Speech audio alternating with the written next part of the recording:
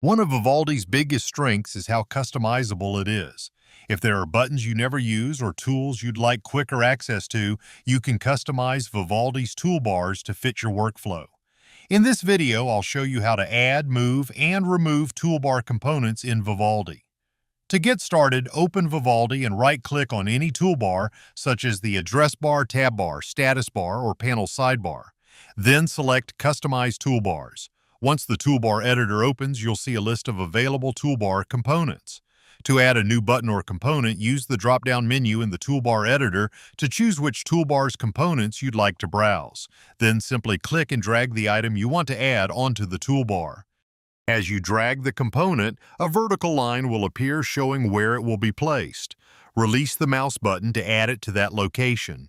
You can also rearrange existing toolbar items. Simply drag buttons to a new position and place them wherever you prefer.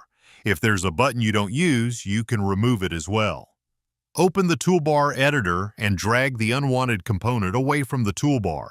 The same customization system works across multiple areas of the browser, including the address bar, tab bar, status bar, and the panel's sidebar. If you ever want to undo your changes, you can reset each area individually by selecting it in the toolbar editor and clicking Reset to default. This makes it easy to create a cleaner interface and keep your most used tools within easy reach. Feel free to experiment with different layouts until you find a setup that works best for you. Since Vivaldi is designed around customization, small changes like these can make everyday browsing more efficient and comfortable. That's it.